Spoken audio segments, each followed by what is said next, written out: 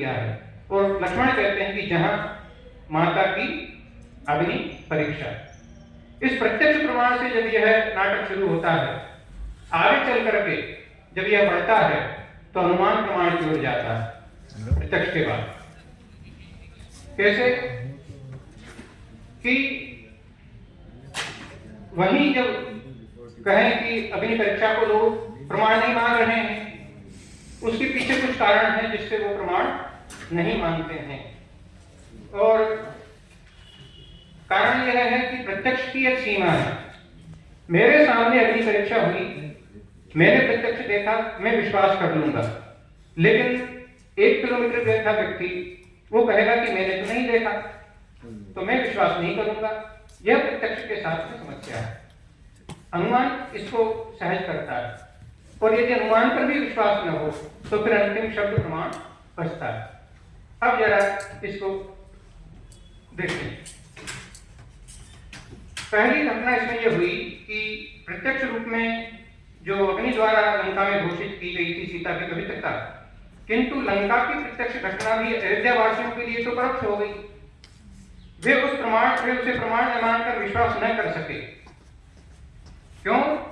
क्योंकि यच्चाभूतं कर्म विशुद्धि काले प्रत्येतुकस्तद यदि दूरवृत्तम। वो चूंकि दूरवृत्त है, हम विश्वास नहीं करेंगे।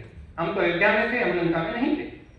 दूसरा, सीता की अपवित्रता का भी कोई प्रत्यक्ष प्रमाण अयोध्या वासियों के पास नहीं था। सीता अपवित्र है, ये प्रत्यक्ष प्रमाण तो नहीं था उनके पास। वे प्रत्यक्ष प्रमाण अग्निशुद्धि को झुठलाकर केवल अफवाह के आधार पर उसके चरित्र के बारे में आशंकित थे। दिव्यामती ही वैदेह्याम सापवादो यतो जनः रक्षो गृहस्थिति मूलम। आप देखें ध्यान से कि अग्निशुद्धोपनिश्चय है, जो अग्निशुद्धि है प्रत्यक्ष, उस पर अनिश्चय है, और रक्षो गृहस्थिति मूलम, उस पर जो है उनका विश्वास है अफवाह पर। जबकि वो सपक्ष नहीं है, क्योंकि उसके बारे में माने हेतु नहीं है, वो तो हेत्वाभास है। क्योंकि जहां जहां परगृह में स्थिति होगी वहां वहां दूषणत्व होगा, ये तो कहीं तथ्य है नहीं। तो फिर कैसे आप इसको मानेंगे? लेकिन अफवाह पर उनका था। तीसरा, अंत में शब्द प्रमाण से सीता की पवित्रता स्थापित हो सकी। उत्तरांशिकम 1:7 के पूर्व और 7:20 के पूर्व। ये जरा इसमें एक बार हम करके इसको विराम लेंगे। इसको जरा देखें। राम कह रहे हैं कि चूंकि मैंने प्रत्यक्ष देखा है और आप इस पर लांछन लगा रहे हैं, इसलिए कि उत्पत्ति परिपूतायाः किमस्याः पावनांतरहि तीर्थोदकं च वह्निश्च नान्यतः शुद्धिमर्हति। भाई प्रत्यक्ष को आप नहीं मान रहे तो अनुमान से मान लीजिए। कैसा अनुमान? आगे वो कह रहे हैं कि देव देव यजन संभवे प्रसीद एषते जीवितावधि प्रवाद कष्टं कुलित एक पद्य आता है।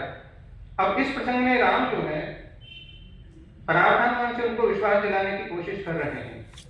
इसमें प्रतिज्ञा है कि भाई सीता निर्दोष है, क्योंकि वो कह रहे हैं कि मैंने प्रत्यक्ष देखा है। और इसमें क्या हेतु है? तो वह उत्पत्ति परिपूतायाः तस्याः पावनांतरहि, अर्थात जन्मजात पवित्र है। तो उदाहरण क्या है इसमें? तो जैसे तीर्थ जल और अग्नि स्वतः पवित्र होते हैं, इस तरह से तीर्थोदकं च वह्निश्च, उसी तरह से ये भी। अब उसके बाद जो है उपनय में आएगा कि भाई सीता भी वैसी ही है, क्योंकि वो भी उत्पत्ति परिपूर्ण है। प्रतिज्ञा है, एक उदाहरण जी, पक्ष हाँ, साध्य हेतु उदाहरण। भगवती सीता पवित्र पवित्र है। हाँ, क्यों? क्योंकि वो उत्पत्ति परिपूर्णता है।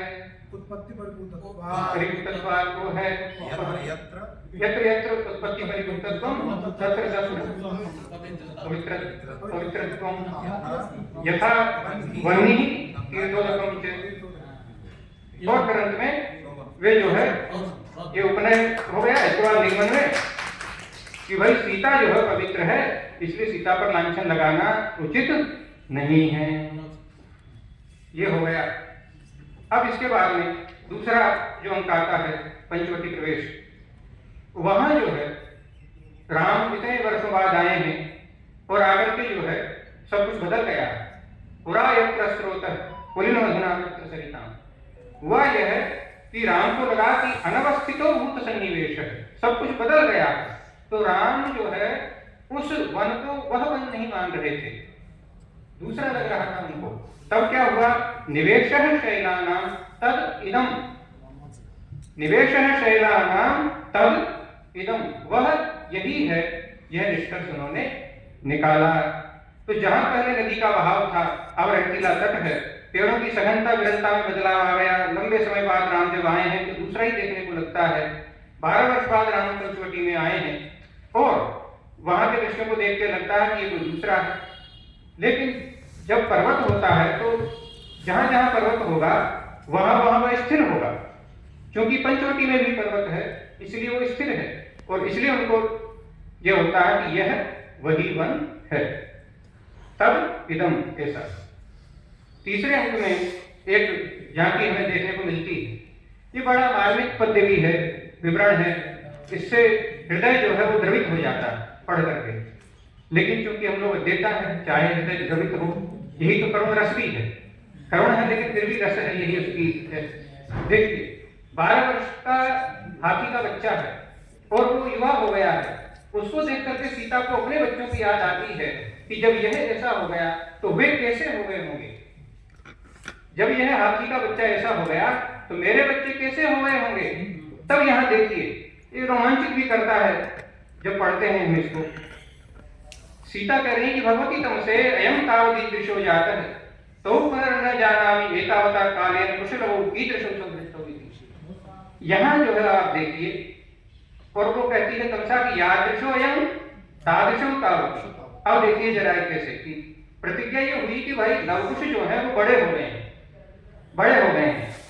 इसमें हेतु क्या हुआ, उन्होंने कहा था कि एतावता कालेन, इसमें हाथी का बच्चा उसमें छोटा था अब बड़ा हो गया। परिवर्तन किस चीज का हुआ है, सिर्फ और सिर्फ एतावता कालेन, समय का परिवर्तन हो गया। हेतु इसमें है समय अवधि। तो उदाहरण के लिए जीवित प्राणी जो होते हैं उनमें परिवर्तन होता है, वे बड़े होते हैं। तो चूंकि हाथी का बच्चा जीवित है उसमें परिवर्तन हुआ, लवकुश भी जीवित है तो उनमें भी परिवर्तन हुआ, इसलिए उपनय ये आएगा कि ऐसे ही लवकुश भी जीवित प्राणी हैं। तो निगमन ये होगा कि अतः वे बड़े हो गए होंगे। महाकवि भगवती की जय हो।